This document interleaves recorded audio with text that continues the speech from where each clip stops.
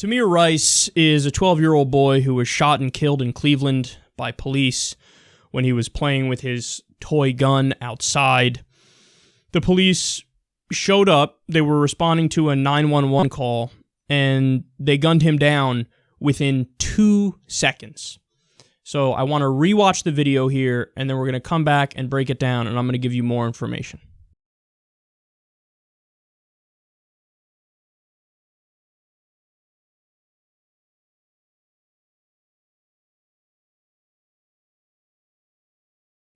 So like I said, it happened within 2 seconds. They pull up, they shoot.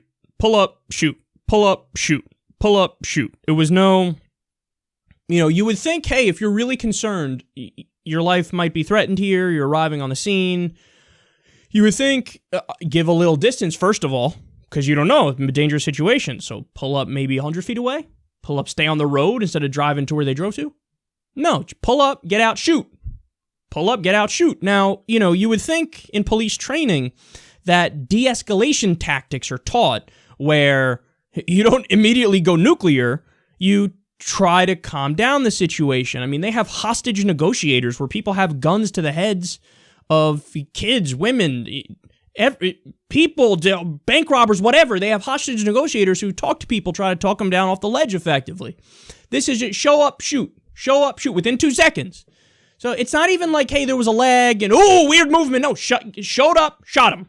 That's it. Even the driver was like, what the fuck just happened? I don't get this.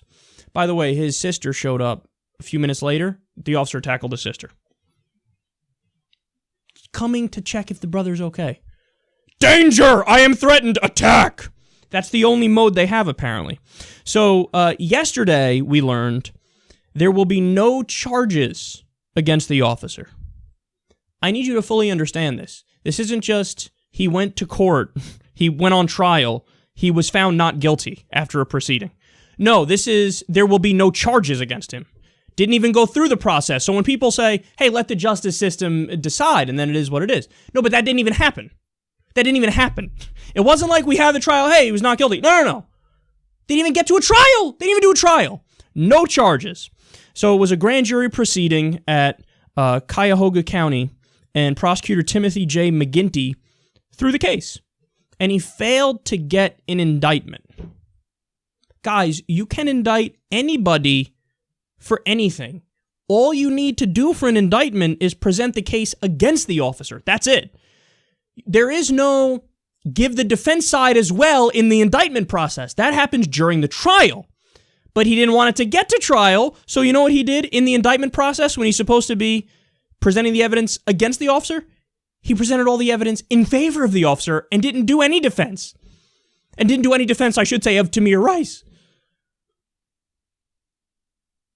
This is unbelievable. They're flaunting it, how corrupt they are, and how much they don't care about crime if it's committed by an officer. They're flaunting it. It's in your face.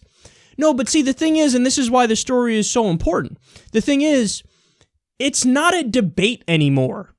Because oftentimes you'll have debates with people, and they'll say, well, you got to trust the process and trust the system, and it is what it is, even if you don't agree with what happens at the end. At least there was this thing, and, due process, and we went along, and then you learn what the result is, and hey, it is what it is, so you win some, you lose some. But that, again, that's not even a tenable position given the facts, because we know the facts, and the facts are, didn't even get to trial, they didn't get an indictment, they threw the case on purpose. Now, let me ask you, that's your kid. Are you okay with it?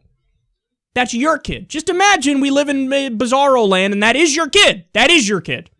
Are you okay with it? Are you okay with it?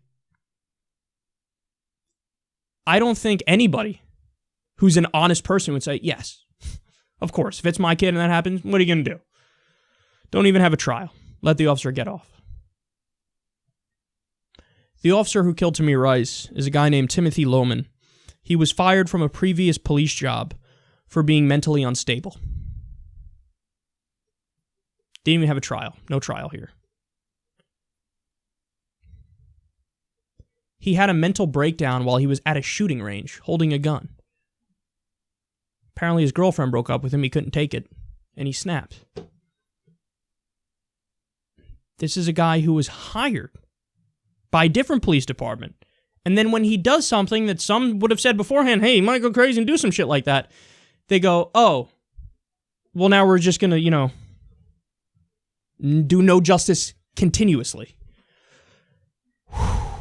In the 911 call that they were responding to, he was told that the gun Tamir Rice was playing with was, quote, probably fake. Showed up within 2 seconds, gunned him down, and killed him.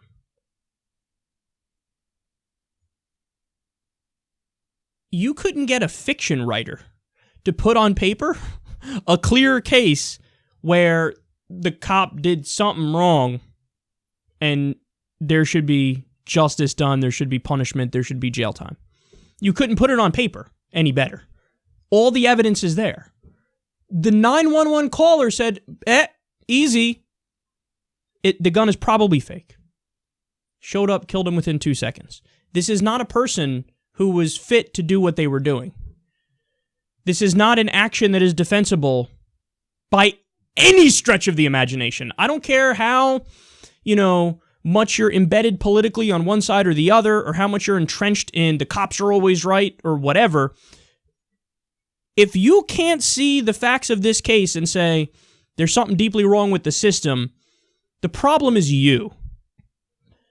What you need to do in order to make it so we have a shot at justice, you have to have special prosecutors in situations like this. You can't have the prosecutor be friends with the officers, as was the case here, because they work with them all the time. This is what everybody needs to get. There's an embedded conflict of interest, because the prosecutors work with the cops all the time. So they're going to look out for their buddies, even if they do something horrific like murder a 12-year-old. So what do? You have special prosecutors. You put aside the person as a conflict of interest, and then you bring the person to justice. You have an independent outside force, investigative force, and prosecutor come in there and say, okay, now we're going to really get justice here. That's the answer for the corrupt system and the way it functions right now. But it's not going to change unless and until we make a move in that direction, or until we implement that policy. If we don't implement that policy, this is going to happen time and time and time again.